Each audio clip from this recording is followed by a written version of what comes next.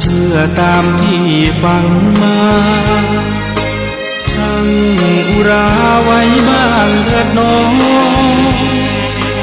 อย่าเชื่อตามที่ทำสืบต่อในสิ่งนั้นน้องอาจจะไม่ถูกจริงอย่าเพิ่งเชื่อตามที่เล่าลืออย่าเชื่อถือตามบทอ้างอิงหากเชื่อโดยนึกเดาผิดยิ่งไม่ควรเอ็นอิงกับสิ่งเพียงคาดคะเนกาลามาสูตรบทธรรมพระพุทธศาสนาพระองค์วางวาดหมดจดไม่ให้ไขว้เขวแนวคิดตามเหตุผลปนเปอาจมีโยเยเชื่อไปอาจไม่แน่นอนว่าตรงทฤษฎีของตนเชื่อจนล้นนั้นผิดคำสอนเชื่อรูปลักษณ์นั้นควรสังวรแม้อาจารย์สอนใช่ว่าเชื่อหมดเลย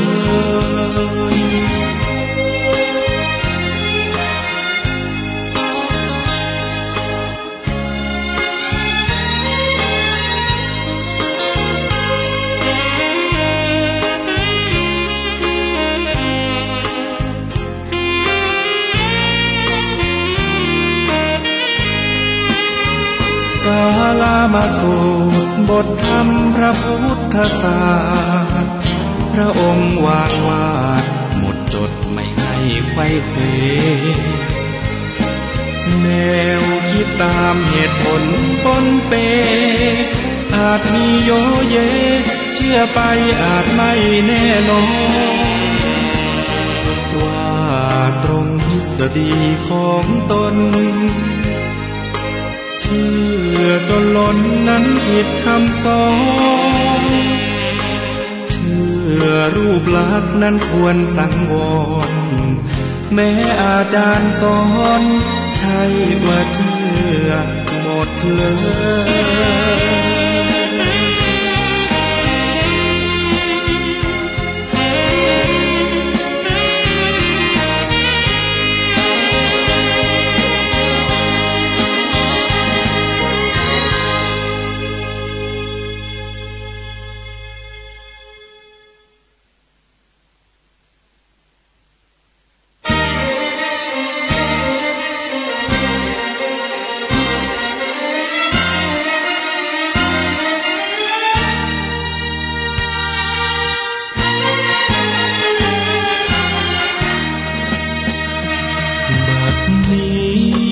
ตัวของข้าพเจ้า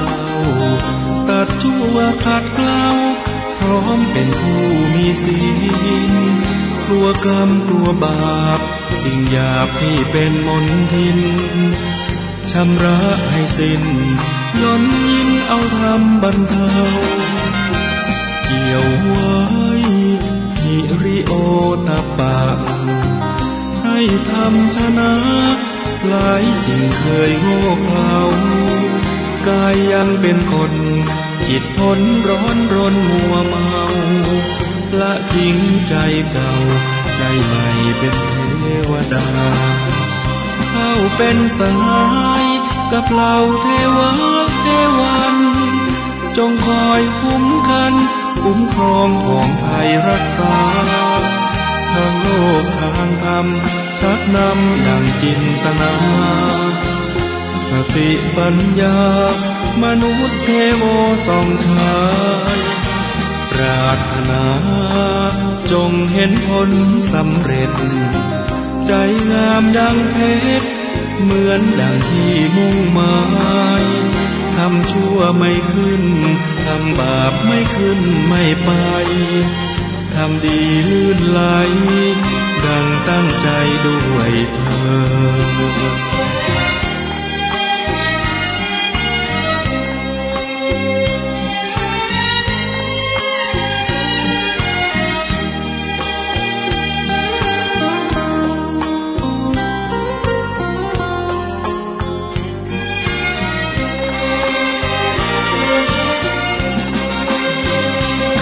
เป็นสหายกับเหล่าเทวะเทวันจงคอยคุ้มกันคุ้มครองของภัยรักษาทางโลกทางธรรมชักนำดังจิต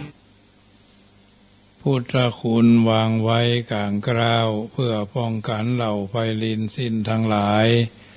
ธรรมคุณทูลวางไว้กลางใจเพื่อช่วยให้หูทั่วถึงชั่วดีสังฆคุณทูลไว้ในชีวิตเพื่อช่วยพิษพ้นทุกข์เป็นสุขีโดยบุญอภิวันอัญชรีสวัสดีโดยการนิรันดร์เทิน10 นิ้วกราบแนบใต้ไหว้สาปารมีธรรมในครูบาอาจารย์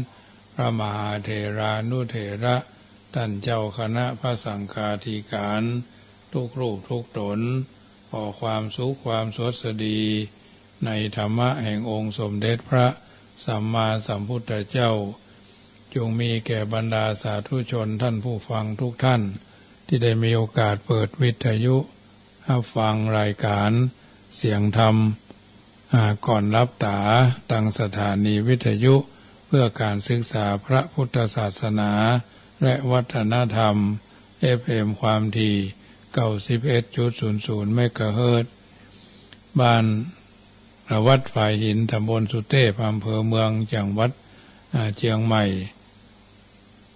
ตำบลสุเทพอำเภอเมืองจังหวัดเชียงใหม่แห่งนั้นหมายมีท่านพระครูสมุวิสุวัตรวรกิโจท่านเจ้าวาดท่านผู้อำนวยการและผู้ดูแลสถานีทุกๆเมื่อค่ำยามแรง 19:05 นาทีถึง 20:00 นาฬิกาโดยประมาณในการนี้อาตมาภาพพระมหาประสิทธมาภินันโทก็นำมาอุเอิญเจริญปอนมาเป็นปฏิพรให้บรรดาญาติโยมที่อยู่ท่าดาวฟังเป็นประจำช่วงนี้เป็นช่วงแห่งการเททางหลังลงมาของน้ำฟ้าสายฝนบางท้องที่บางท้องถิ่นบางหมู่บ้านและตลอดจนบางสวนเนาะฝนตกฟ้าห้องฝนตกตั้งแต่ตะคืนไปแล้วก็ถือว่าทำให้เกิดน้ำขังน้ำมาได้ไหลไปทางใดก็พยายามดูแลสุขภาพในการเดินทางไปมานะเพราะว่าอาจจะเกิดโรคภัยไข้เจ็บอาจจะมีสัตว์เขี้ยวพิษเขี้ยวงาออกมาช่วงที่น้ำฟ้าใสฝนขังก็ดีอย่างก็ดีพอบาหันไปครับเมื่อคืนก็พยายามใจไฟฉายเนาะใจความระมัดระวังในการเดินทางชีวิตของเราฉะนั้นเมื่อค่ำยามแรงของวันนี้เอาพระกันแล้วก็จะได้นำไปพระสวดมนต์เจริญพุทธคุณธรรมคุณสังฆคุณนำเอาธรรมะมาเป็นปฏิพรอุเอิญเจริญพรกู้ท่านทั้งหลายได้ยินได้ฟังน้ำธรรมคำสอนส่วนที่เป็นที่เพิ่งตั้งใจจะได้นำไปกับการดำเนินชีวิตหรือวันนี้เขาอาจจะเจอปัญหาเจออุปสรรคหลายสิ่งหลายประการก็จะได้แก้ไขคือถูกต้องท่องแท้ได้พร้อมกันแล้วกราบ1กราบ2กราบ3กราบ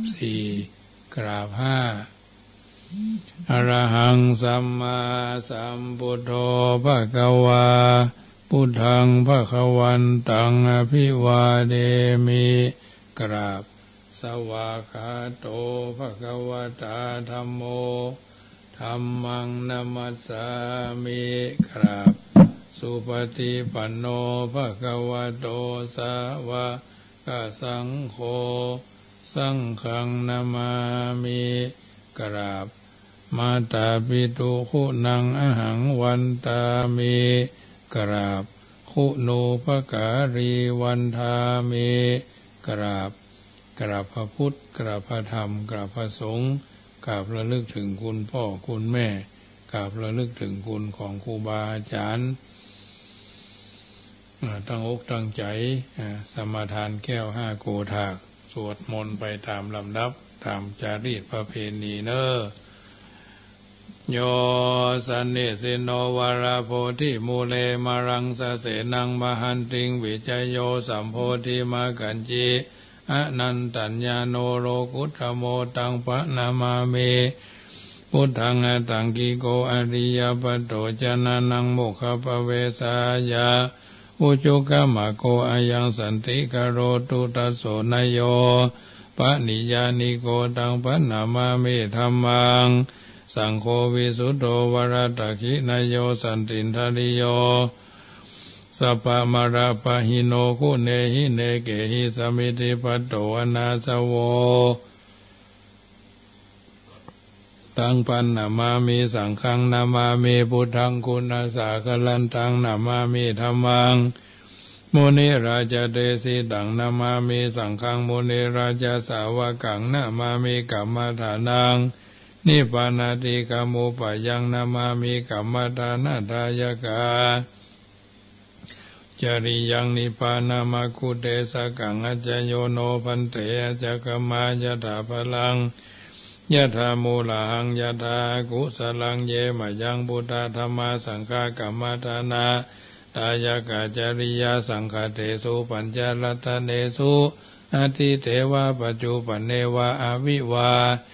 ยะทิวาระโหวากายเยนะวาวาจายะวามนาสาวาปะมาตะนาการวามะการิมหา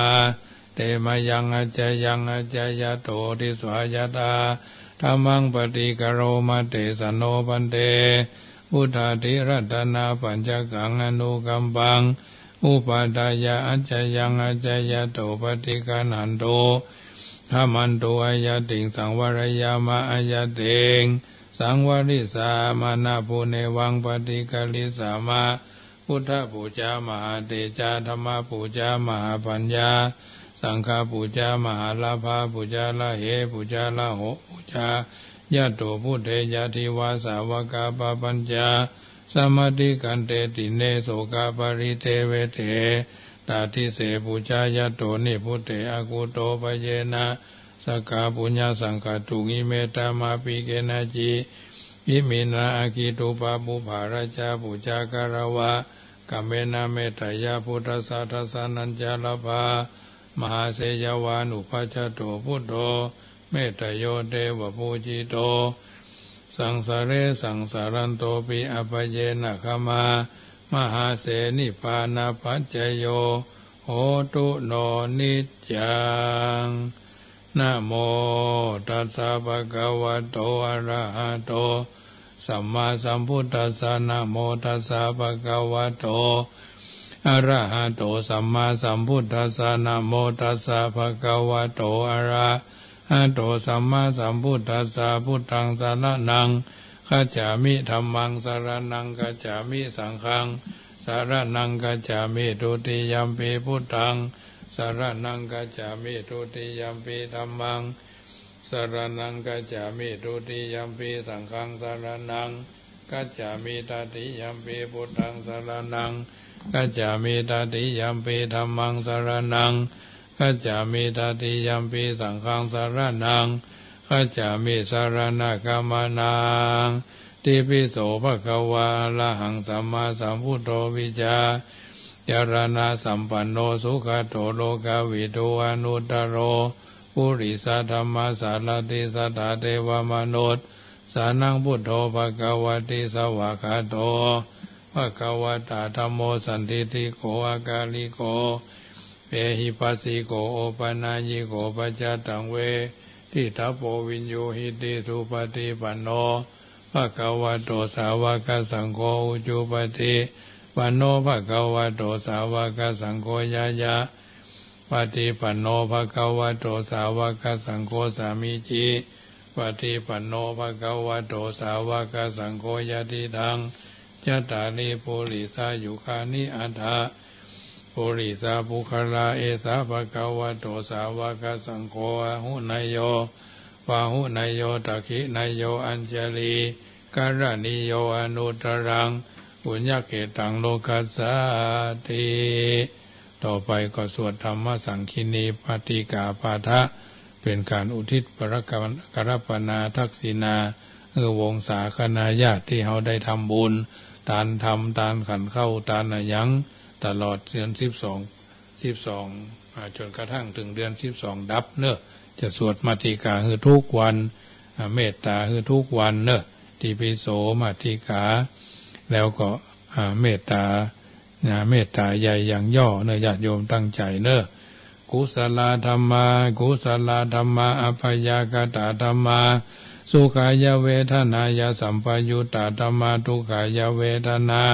ยาสัมปยุตตธรรมาทุกขายเวทนายาสัมปยุตตธรรมาวิภากธรรมาวิภากธรรมะธรรมาเนวะวิภากนะวิภากธรรมะธรรมาอุปาทินุปาทานิยาธรรมาอนุปาทินุปาทานิยาธรรมาอนุปาทินานุปาทานิยาธรรมาสังกิริตาสังกิเลสิกาธรรมาอสังกิริตาสังกิเลสิกาธรรมาอสังกิริตาสังกิเลสิกาธรรมาสวิตกาสวิจารา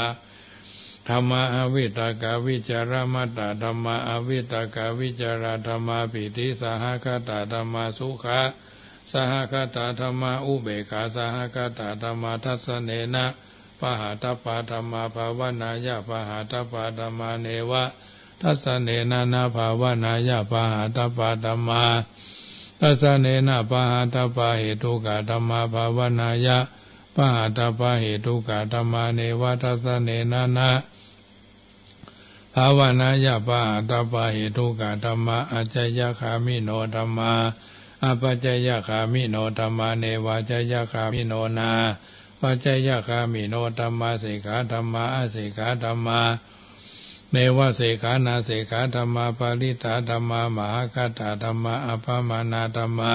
ปาริตาธรรมนาธรรมามหากัตถธรรมนาธรรมาอภมานาธรรมนาธรรมาอินาธรรมามัชฌิมาธรรมาปานิตาธรรมามิจจตานิยตาธรรมาสัมมตานิยตาธรรมาอนิยตาธรรมามะการามนาธรรมามะกะเหตุกาธรรมามะกะติปติโนธรรมาอุปนาธรรมาอนุปนาธรรมาอุปาทิโนธรรมาอติตาธรรมาอนาคตาธรรมาปัจจุปนาธรรมาอติตารัมนาธรรมาอนาคตารัมนาธรรมาอาจตาภะรัมมาภะหิตาธรรมาอาจตารัมมนาจัตตาภะหิตาธรรมาอาจตารัมมนาธรรมาปะหิทารัมมนาธรรมาอาจตาปะหิทารัมมนาธรรมาสานิทัสสนาสัพพติกาธรรมาอนิทัสสนาปฏิกาธรรมาอนิทัสสนาปฏิกาธรรมาเหตุปัจจโยอารัมมณะปัจจโยอธิปติปัจจโยอนันตระปัจจโยสมานันตระปัจจโยสหจาตัปปัจจโยอัญญมัญญปัจจโยนิสัยปัจจโยอุปนิสัยปัจจโยปุเรชาตปัจจโยปัจจจาตปัจจโยอาเสวนาปัจจโยกัมมาปัจจโยวิภากปัจจโยอาหารปัจจโยอินทริยะปัจจโยชานะปัจจโยมัคคปัจจโยสัมปะยุตตปัจจโยวิปยุตตปัจจโยอติปัจจโยนัตถิปัจจโยวิกตปัจจโยอวิกตปัจจโยเอวเมสุตังเอกังสัมมายังภควาสาวัตที่ยังวิหารติเจตวันเนอนาถบินดีกัสสะอาราเมตระโหภควาภิกขุอามันเตสิภิกขโวทิปทันเตติเตภิกขุภควโตปัจจโสสุภควาเอตัทโวจะเมตตายะภิกขเวเจโตวิมุตติยาอาเสวิตายะอวิตายะพหุลีกัตถายะยานีกัตถายะวัตถุกัตถายะอนุตทิตายะปริจิตายะสุสมารัฐายะเอกาทัสสานิสังสาปฏิกังคากัตถเมเอกาทัสสะสุขังสุปฏิสุขังปฏิพุจจตินาภาปะกังทุปินังปัสสติมนุสานังพิโยโหติมนุสานังพิโยโหติเทวตารักขันตินัสสะอาคิวาวิสังวาสัตถังวากามติตุวตังจิตังสมาธิยติมุขวันโนวิปัสสิทติอัสสมุลลาโหกาลังกะโลติอุตตลิงอปฏิวิจันโตภมโรคูปโกโหติเมตตายะภิกขเวเจโตวิมุตติยาเสวิตายะภาวิตายะพหุลีกัตถายะยานิกัตถายะวัตถุกัตถายะอนุติตายะปริจิตายะสุสมาลตายะอิเมกาทัสสานิสังสาปฏิกังคาติอิทัมมโวจะ เอกทัสสานิสังสาปฏิกังคติอิธัมมะโวจะภะคะวะอะธัมมานาเตภิกขุภะคะวะโตภาสิตังปินันตุอธิอโนทิโสภารนาเมตตาเจโตวิมุตติอธิโอทิโสภารนาเมตตาเจโตวิมุตติอธิทิสาภารนาเมตตาเจโตวิมุตติกติหากะเรหิอโนทิโสภารนาเมตตาเจโตวิมุตติอานิอคติหากะเรหิโอทิโสภารนาเมตตาเจโตวิมุตติกติหากะเรหิอทิสาภารนาเมตตาเจโตวิมุตติปัญจหากะเรหิอนุทิโสภารนาเมตตาเจโตวิมุตติสัตตหากะเรหิโอทิโสภารนาเมตตาเจโตวิมุตติทัสสะหากะเรหิทิสาภารนาเมตตาเจโตวิมุตติธัมเมหิปัญจหากะเรหิอนุทิโสภารนาเมตตาเจโตวิมุตติสัพเพสัตตาสัพเพปานาสัพเพพุทธาสัพเพภุกลาสัพเพอัตถวะปริยปนาอเวลาปยาปจานิกาโหนตุทุขีอัตนาปะลิอารันโตสัพพะอิติโยสัพเพปุริสาสัพเพอาริยสัพเพอนาริยสัพเพจตุมหาราชิกาเทวสัพเพทาวติงสาเทวาสัพเพยาวะเทวาสัพเพทุสิตาเทวาสัพเพนิมานารติเทวาสัพเพปารานิมิตาวาสัพพติเทวาสัพเพอินทาสัพเพปมาสัพเพจตุโลกปัลลาสัพเพยมราชาสัพเพยมปัลลาสัพเพสิริกุตระอมัจจาสัสนังอนุรักขันตุอเวราพยาปจานิกาหุนตุสุขีอัตนังปริหารันตุสัพเพจักขาสัพเพกุมันดาสัพเพคารุตาสัพเพกินนาราสัพพะกินนารีสัพเพนาคาสัพพะนาคีสัพเพมนุสสาสัพเพอมนุสสาสัพเพวิริยปฏิกาสัพเพมิตาสัพเพอมิตาสัพเพมัจจตาเวลาอภยาปจานิกาหุนตุสุขีอัตนังปริหารันตุสัพเพติราชาสัพเพเปตาสัพเพอสุรกายาสัพเพเปตาสัพเพอสุรกายาสัพเพเปตาวัตถุโยสัพเพเปตาวิสัยสัพเพวินิปติกาเวลาอภยาปจานิกาหุนตุสุขีอัตนังปริหารันตุอิมัสสมิงมะจาราเมสัพเพสัตตาเวลาพยาปจาอนิกาหุนตุสุขีอัตนังปริหารันตุอิมัสสมิงจัมปุติเปสัพเพสัตตาอเวราพยาปจานิกาหุนตุ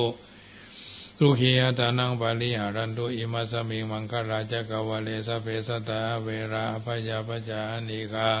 หุนตุสุขีอัตนังปริหารันตุรัสสาสุทิสาสุรติตายาสัพเพสัตตาเวราอภยาปจาอานิกาหุนตุสุขีอัตนังปริหารันตุอิเมหิทัสสะหากะเรหิทิสาภารนาเมตตาเจโตวิมุตติสัพเพสังสัตตนังปิรนังวเจตวะอภิรณายะอุปากตังวเจตวะอนุปากเตนะสันตปังวเจตวะสันตเปนะปริยาทานังวเจตวะอปริยาทาเนนะวิเหสังวเจตวะวิเหสายาสัพเพสัตตาอเวริโนหุนตุมาเวริโนสุขิโนหุนตุมาทุกิโนทุกิตตาหุนตุมาทุกิตตาติอิเมหิอัตหากะเรหิสัพเพสัตเตเมตยาติเตเมตตังธรรมังเจตยาติเตเจโตสัพพะปะทะปริยุทธาเนหิมุจติเตวิมุตติเมตตาจาเจโตวิมุตติเจโตจาติจาเจโตวิมุตติจาติเมตตาเจโตวิมุตติเมตตาภามะวิหารภาวนานิติตาอิตังทานากัมมังนิปานาปัจจโยโหตุโนนิจังอิตังศีลกัมมังนิปานาปัจจโยโหตุโนนิจังอิตังภาวนากัมมังนิปานาปัจจโยโหตุโนนิจังยังกินจิอุสลังกัมมังกัตตปังสเปหิกตังปุญญังโนอานุโมตันตุสุนันตุปนโตเยเตวะอัสสมิงทานเนอาทิกาตาทิกายุกาสัทธาหุนตุสัพเพสัทธาสุขีอัตนังปริหารันตุมาตาปิตาโลสุขีตาหุนตุทุกขาปโมนจันตุสัพเพยาตากาสุขีตาหุนตุทุกขาปโมนจันตุสัพเพอายาตากาสุขีตาหุนตุทุกขาปโมนจันตุสัพเพปิสาจาสัพเพยะขาสัพเพเปตาจาสุขีตาหุนตุ ลูกขาพระมุนจันโตสัพเพนักขัตตาสุขิตาหุนโตดุขาพระมุนจันโตสัพเพเทวาสุขิตาหุนโตดุขาพระมุนจันโตสัพเพอาจาริโยปัสจายาสุขิตาหุนโตดุขาพระมุนจันโตสัพพะสัมปันติโยสะมิจันโตโวเอาละญาติโยมสาธุชนท่านผู้ฟังทั้งหลายได้ยินได้ฟังการสังวาสสวดที่ยายพุทธคุณธรรมคุณสังฆคุณมาติกาอุทิศเป็นกรัปนาถึงวงศาคณาญาติที่เรามีความเคารพเลื่อมใสในท่านเหล่านั้นเป็นต้นว่าพ่อแม่ญาติโกโหติกาสัมพันธ์กัลยาณมิตรสัมพันธ์กัลยาณชนผู้ล้มหายตายจากไปตามวาระค่ำคืนของวันนี้ก็จะได้อู้เรื่องของเปรตซึ่งมีหลายประเภทด้วยกันตามอัตถกถาเพทาวัตถุแบ่งเปรตได้4 ประเภท4 ประเภทมีอย่างพ่องญาติโยมก็ตั้งใจฟังเนอะที่เขาว่าเปรตนั่นนะมีอยู่4 จำพวกด้วยกันจะอู้ไปตามลำดับเพื่อเป็นตัวอย่างนิทัศนะอุทาหรณ์ในการดำเนินชีวิตก็ดีได้รู้ไว้ใช่ว่านะประเภทของเปรตมีหลายประเภทเช่นตามประเภททวัตถุปรทัตตูปจีวีเปรตคือเปรตที่ดำรงชีวิตอยู่โดยส่วนบุญที่มีคนทำบุญอุทิศไปให้หากว่ามีส่วนบุญที่อุทิศไปให้ก็มักจะกินเลือดกินหนองของตัวเก่าเป็นอาหาร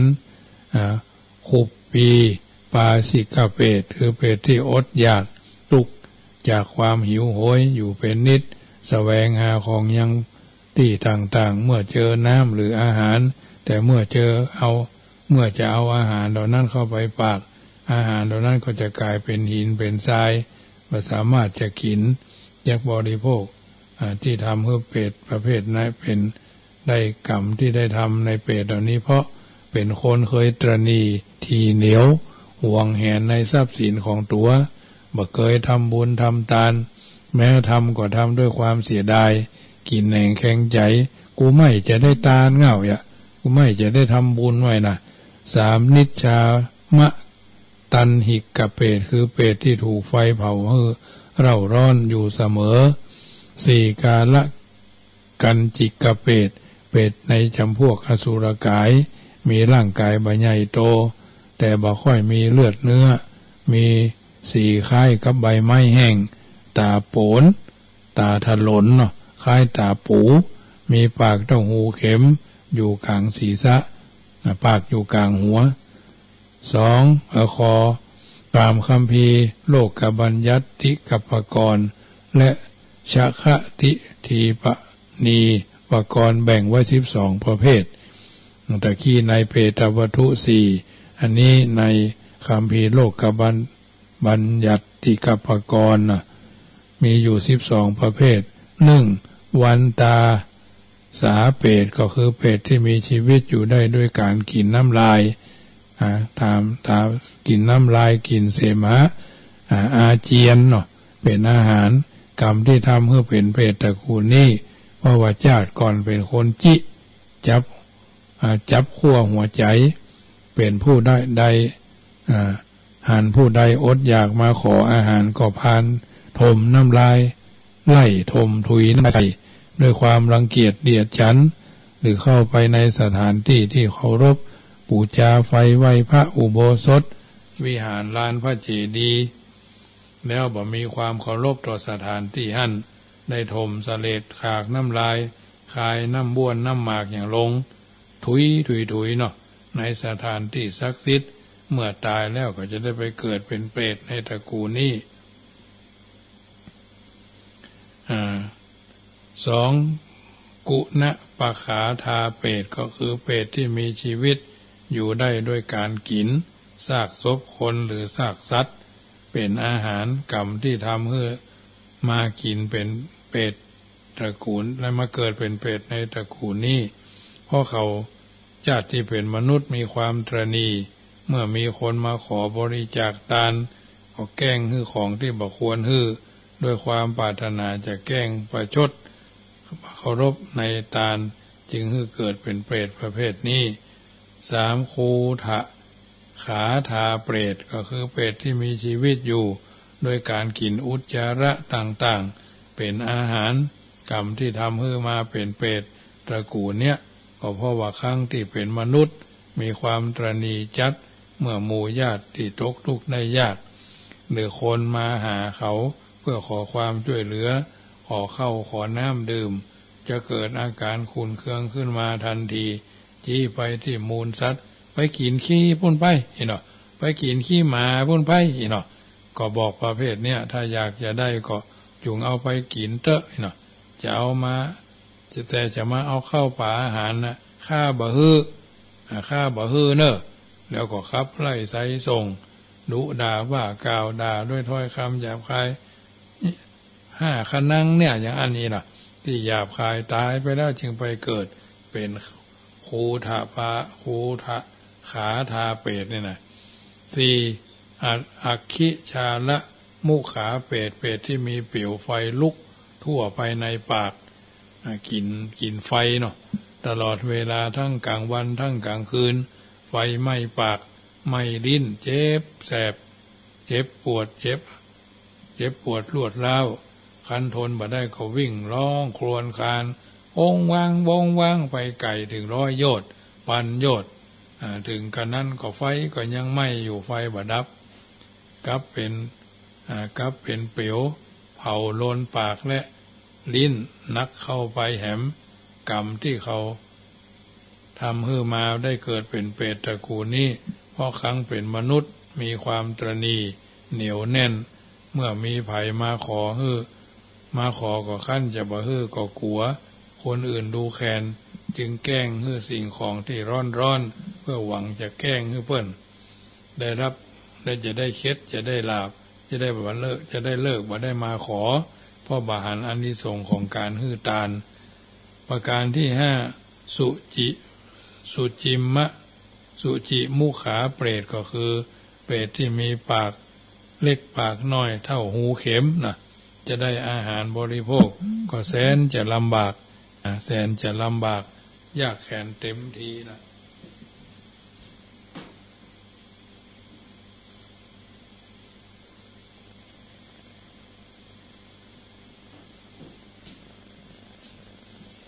กว่าจะได้อาหารมาก็ลำบากเต็มทีเพราะว่าอยากกินแต่บ่ได้กินอาหารที่ผ่านเข้ามาปากเพราะว่าเป็นคนที่ว่าปากเต้าหูเข็มอาหารบ่อาจจะผ่านช่องปากเข้าไปได้ง่ายๆเพราะว่าทุกข์ทรมานแสนลำบากร่างกายผอมโซดำเกรียมดำเมี่ยมเนาะกรรมที่เขาทำเป็นเปรตประเภทนี้ก็เพราะเป็นคนขี้จิในชาติที่เป็นมนุษย์เมื่อมีภัยมาขออาหารก็บ่อยากจะฮื้อและบ่มีศรัทธาที่จะถวายเตตานแก่สมณะชีพราหมณ์ผู้มีศีลมีจิตมีใจห่วงสมบัติผลกรรมตอบสนองเกิดเป็นเปรตปากเท่าหูเข็มประการที่6ตัณหาชิตาเปรตคือเปรตที่ถูกตัณหาเบียดเบียนจนเกิดทุกข์จากความหิวเข้าอดน้ำอยู่เสมอเมื่อพอไปหันสะบ่อน้ำห้วยหนองก็ตื่นเต้นดีใจรีบวิ่งไปโดยเร็วแต่ขั้นไปถึงแหล่งน้ำนั้นกลับกลายเป็นสิ่งอื่นเสียอำนาจกรรมบันดาลกรรมที่ทำให้เป็นเปรตตระกูลนี้เพราะเป็นคนห่วงเข้าห่วงน้ำแอวปิดสะปิดบ่อเปิดปิดบะปิดสะปิดบ่อปิดหม้อน้ำเมื่อไผ่คนใดคนหนึ่งมาดื่มน้ำกินน้ำคันละโลกนี้ไปแล้วก็ไปเกิดเป็นเปรตอดอยากเข้าอดอยากน้ำดังกล่าวประการที่7นิชชามักกาเปรตก็คือเปรตที่มีตัวดำเหมือนต่อไม้ที่ถูกไฟเผาบ่ไหม้เหลือต่อไม้ที่ไฟไหม้แล้วนะสูงชะลูดดำทะมึนแลดูน่ากลัวมากมีกลิ่นเหม็นเน่ามือและเท้าเป็นง่อยริมฝีปากด้านบนห้อยทับริมฝีปากทั้งลุ่มมีเขี้ยวยาวมีเขี้ยวออกมาทางปากผมยาวผะลุงผะลังมีความอดอยากเหลือประมาณยืนรออยู่ที่เดิมบ่ต้องเที่ยวไปไหนเหมือนเปรตชนิดอื่น กรรมที่ทำให้เกิดเป็นเปรตตระกูลเนี่ยก็เพราะเป็นคนใจหยาบหันสมณะชีพราหมณ์ผู้มีศีลโกรธเคืองโกรธแค้นมีอกุศลจิตกึดว่าท่านเหล่านั้นจะมาขอของตัวหันมาแล้วมาขอทำละจึงแสดงอากัปกิริยาเยาะเย้ยหยันถากถางขับไล่ไสส่งประชดประชันก็ล่มบ่มบั่มเหล่านั้นบ่ฮือได้รับความอับอายหรือหันพ่อหันแม่คนเฒ่าคนแก่เกิดโรคภัยไข้เจ็บเบียดเบียนเพราะความเฒ่าชราแก่ชราแกล้งให้ท่านตกใจจะได้ตายโวยๆตัวเองจะได้ครอบครองสมบัตินี่คือนิจชามักกาเปรตประเภทที่8สัพพังคาเปรตก็คือเปรตที่มีเล็บมือเล็บเท้ายาวคมเหมือนมีดเหมือนดาบเหมือนเงาะเหมือนง้าวเหมือนตะขอได้แต่ก้มหน้าก้มตาตะกายควรร่างกายของตัวเองคือขาดเป็นแผลเวอะวะลุดลุ่ยด้วยเล็บแล้วก็กินเลือดกินเนื้อของตัวเองเป็นอาหารกรรมที่ทำให้เกิดตระกูลเพศตระกูลเนี้ยเพราะชอบขูดรีดเจ้าบ้านเอาเปรียบเจ้าเมืองหรือบางครั้งชอบรังแกยิกขวนพ่อยิกขวนแม่บิดพ่อบิดแม่ได้รอยช้ำชกช้ำดำเขียวถ้าเป็นแม่ยิงก็ยิกขวนสามีของตัวถ้าเป็นพ่อชายก็ยิกบุบหัวตีตาเมียไว้แล้วเนาะก็ประเภทนี้แหละชอบรังแกเมียโคมเหงเต็งเต็กเมียเนาะประการที่9ปภัตตังคาเปรตที่มีร่างกายสูงใหญ่เท่าขนาดของภูเขาเวลากลางคืนสว่างสวัยรุ่งเรืองด้วยเปลวไฟกลางวันเป็นควันล้อมรอบกายเปรตเหล่านี้ถูกไฟเผาคลอกนอนกลิ้งไปมาเหมือนขอนไม้ที่กลิ้งอยู่กลางให้กลางป่าได้รับทุกขเวทนาแสนสาหัสร้องให้ปานจะขาดใจกรรมที่เกิดเป็นเปรตตระกูลนี้เพราะคลั่งเป็นมนุษย์ได้เอาไฟเผาบ้านเผาโรงเรียนเผาอุโบสถเผากุฏิวิหารศาลาการประเรียนวัดที่สาธารณประโยชน์ก็เป็นเปรตประเภทเนี้ยประเภทที่10อัจฉคระเปรตก็คือเปรตที่มีรูปร่างคล้ายสัตว์เดรัจฉานเช่นมีรูปร่างเหมือนงูเหลือมเหมือนเสือเหมือนม้าเหมือนวัวเหมือนควายเป็นต้นแต่จะถูกไฟเผาไปทั่วร่างกายตึงกลางวันตึงกลางคืนบ่ว่างบ่เว้นแม้แต่วันเดียวกรรมที่ทำให้เกิดเป็นเปรตตระกูลนี้ก็เพราะบ่มาครั้งเป็นมนุษย์เป็นคนจิตรณีจักกินก็กลัวพานจักตานก็กลัวเสี่ยงเมื่อหันสมณพราหมณ์ผู้มีศีลมาแอวหาก็ด่าว่าเปรยเสมอด้วยสัตว์เดรัจฉานต่างๆเพราะบ่อยากจะฮือทานหรือแกล้งล้อเลียนเป็นรูปสัตว์ต่างๆที่จะทำเป็นไปได้ประการที่11เวมานิกเปรตคือเปรตที่มีสมบัติวิมานทองของเป็นทิพย์บางตนจะเสวยสุขราวกับเทวดาในเวลากลางวันส่วนกลางคืนจะเสวยทุกข์ที่เกิดจากความตระหนี่ในทรัพย์บางตนเสวยสุขเพราะในเวลากลางคืนส่วนกลางวันจะเสวยทุกข์ตามสมควรแก่กรรมที่ศรัทธาทำบุญทำกุศลไว้นักแต่บ่รักษาศีลตานแต่บ่รักษาศีลบ่รักษากายบ่รักษากรรมบ่รักษาใจคือบริสุทธิ์ก็จำเป็นจะต้องเป็นประเภทนี้แหละที่เพิ่นกล่าวเอาไว้เพราะฉะนั้นประการต่อมาก็เป็นเปรตที่คันตายลงก็ตรงมาเกิดเป็นเวมานิกเปรตก็คือเป็นมนุษย์พบพระพุทธศาสนาได้รักษาศีลเพียงอย่างเดียวแต่มีศรัทธาที่จะสร้างบุญกุศลอื่นและสงสัยในเรื่องบุญเรื่องบาปแม้รักษาศีลก็รักษาแบบเสียบ่ได้หรือบ่ได้ตั้งใจขอไปทีเนาะประการที่12มหิทธิกาเปรตที่มีฤทธิ์รูปร่างดุจเทวดาแต่ว่าอดอยากหิวโหยอาหารรออยู่ตลอดเวลาเหมือนเปรตชนิดอื่นๆ จักแอวไปในสถานที่ต่างๆเมื่อพบคูธมิตรคูธมุตและของสกปรกก็จะดูดกินจบเจ็บเจ็บนะกรรมที่ทำให้เกิดเป็นเปรตตระกูลนี้พอเมื่อเป็นมนุษย์บวชเป็นตุเป็นพระพยายามรักษาศีลของตนให้บริสุทธิ์จึงมีรูปงามพุทธผ่องราวเทวดาแต่ไม่ได้บำเพ็ญธรรมใจกายขี้ข้านต่อการบำเพ็ญสมณะธรรมตามวิสัยของทุเจ้าเนี่ยที่เข้ามาบวชแล้วบ่สวดโยโกห้องบ่แสดงอาบัติบ่ปรงอาบัติบ่ลงฟังปฏิโมกข์บ่ทำสมณธรรมในวัดของตัวกวาดวิหารอุโบสถศาลาการประเรียนบ่เรียนหนังสือขี้หดวัดเหี่ยวหดวัดปฏิบัติเลอะเทอะตายไปเป็นเปรตสังฆทิเศษเป็นเรื่อนเนี่ยมหิทธิกาเปรตขี้ข้านต่อการบำเพ็ญสมณธรรมบ่เคยแผ่ภายใยบุญฮือพ่อฮือแม่ฮือมิตรฮือสหายฮือตัวเก่าด้วยซ้ำไปเป็นบ่เคยตานขันเข้าวาษาออกวาษาเดือนจีปีใหม่12เพ็ง12ดับไม่เคยเลยอันนี้ก็มีเยอะแยะร้อยเวลาล้มหายตายจากเจ็บไข้ได้พยาธิเปิ้นเอาไปไว้นครพิงบุ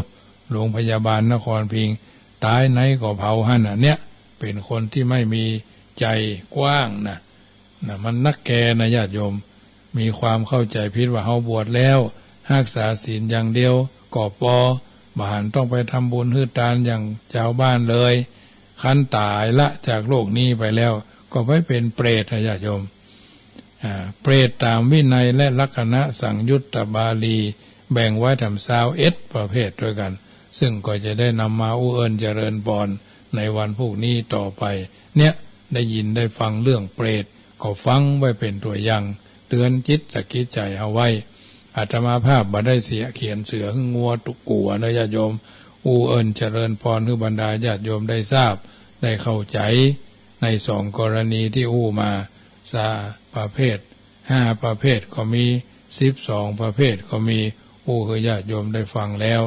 นำไปปรับใจในการดำเนินชีวิตของเฮาท่านทั้งหลายเป็นลำดับไปเพราะฉะนั้นญาติโยมสาธุชนท่านผู้ฟังทั้งหลาย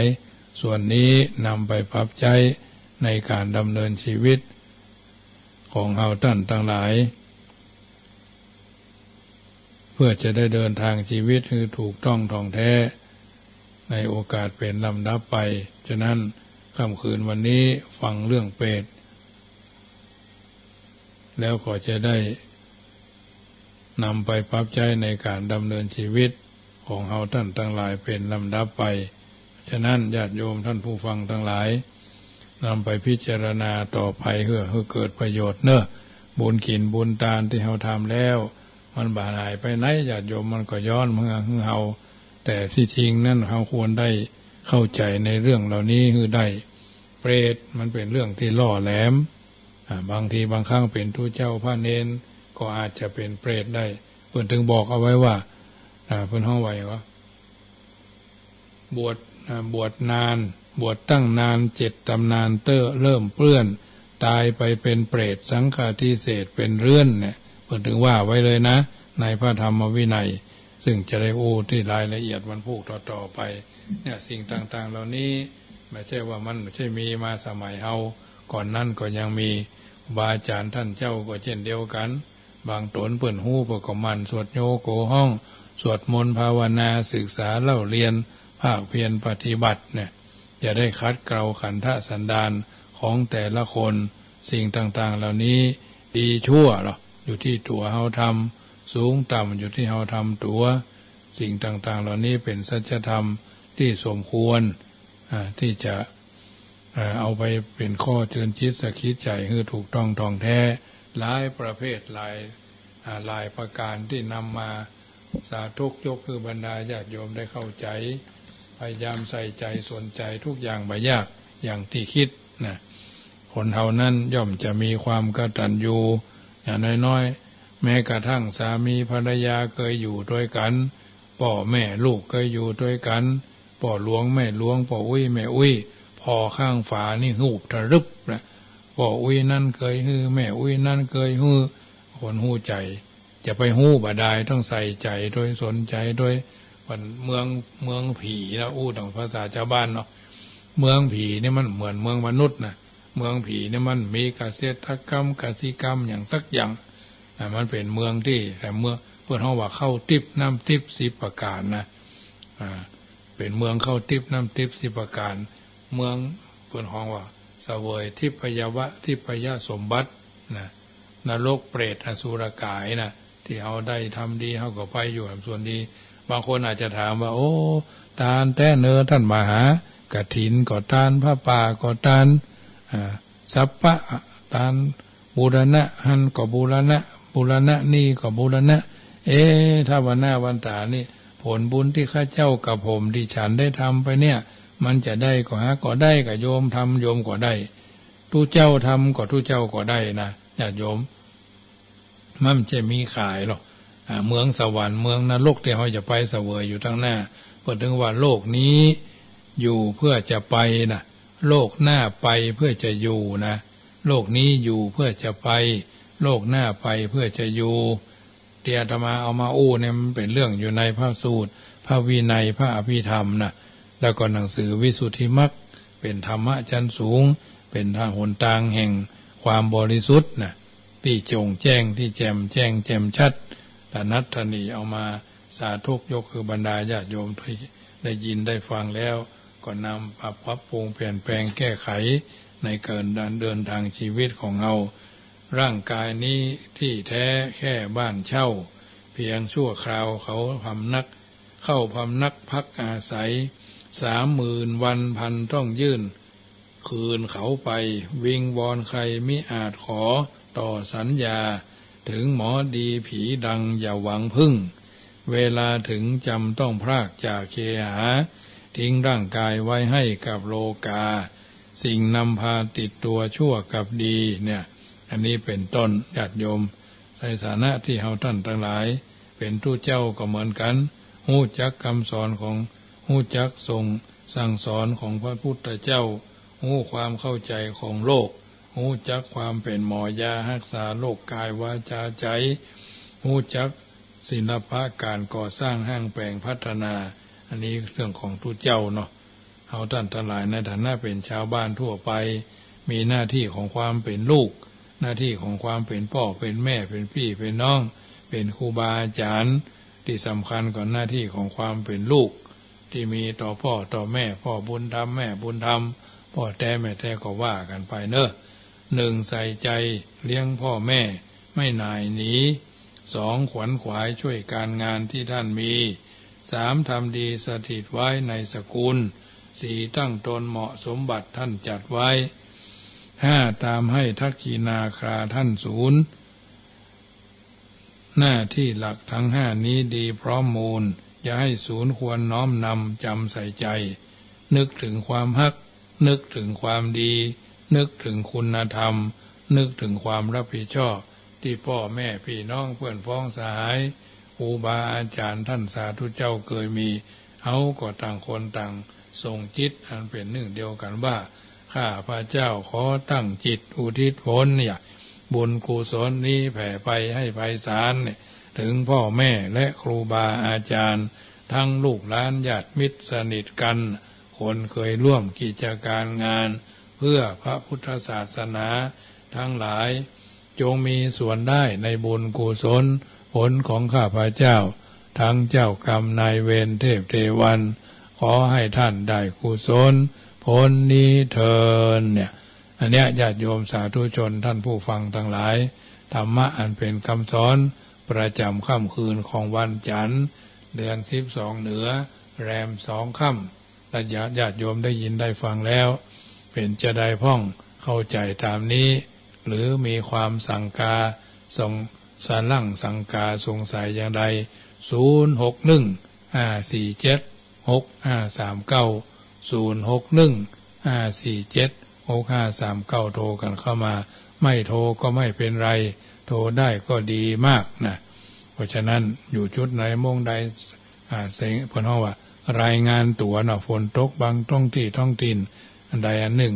ก็โทรกันเข้ามาส่วนมาก104นี่ส่วนมากเพิ่นจะฟังกัน96เนาะ104ก็มีเป็นบางจุดเหมือนกันบางท้องถิ่นท้องที่ที่ท่านทั้งหลายได้ฟังกันเจริญพรแฟนพันธุ์แท้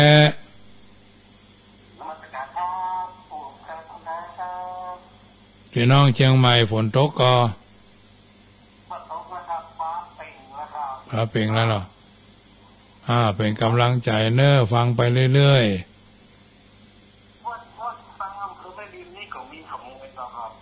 มันก็มีกุฏิคนบัดดีมันถึงมี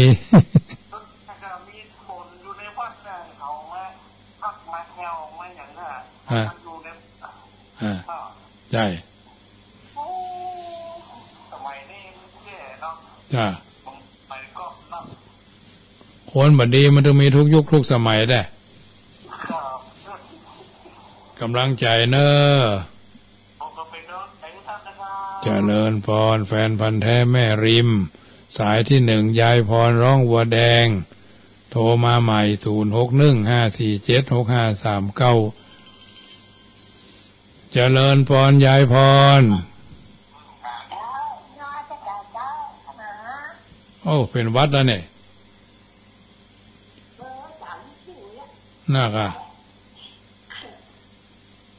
ฟังกันอยู่ตลอดเนาะ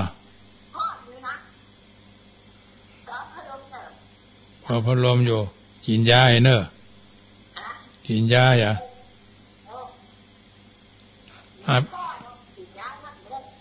อาบน้ำเย็นก็อาบน้ำค่ำก็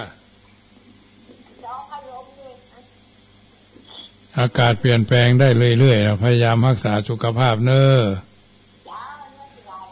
เจริญพรเด็กหญิงพรร้องวัวแดงเป็นหวัดเสียแล้วอย่าเป็นโควิดก็แล้วกันเป็นหวัดก็เพราะนะติดหวัดนะเจริญพรแม่เลี้ยงกาแฟฝนตกก็ไม่รีมาพูดน่ะ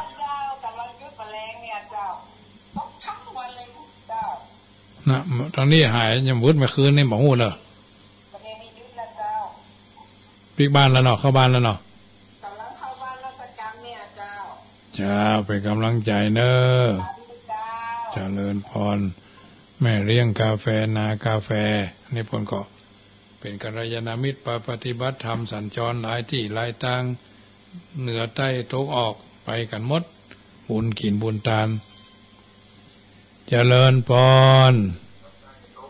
เซนท่านเฟรดเชียงใหม่ฟังอยู่นอได้ยินเปรตและสะดุ้งย้อยๆกะมันผูกยังมีต่ออยู่เนอะเจ้าเจริญพรเปรตสัปปะ5ประเภท12ประเภทวันผูกทำ21ประเภทก่อนมันถึงมีนะญาติโยมเรื่องใดแตงเรื่องใดก็พดเรื่องนั้นนะเหมือนเฮาสีมดส้มแตงสวายมดส้มนั่นเนาะแตงหางน้อยก็ได้น้อยแตงหางใหญ่ก็ได้ใหญ่ถ้ามันโผล่ออกมาแล้วระวังมันตกไต่ไปไม่ทราบมันก็ระวังให้ดีละญาติโยมสาธุชนทั้งหลายค่ำคืนนี้สมสมัยได้เวลาเนอะตั้งอกตั้งใจฟังน้ำฟังธรรมแล้วแผ่ภายยายบุญคือบุญกุศลไปรอดไปถึงไปเติงไปตันท่านผู้มีอุปการะคุณดังคำที่บั้นกล่าวเอาไว้ว่าเจริญพรโยมแม่ชี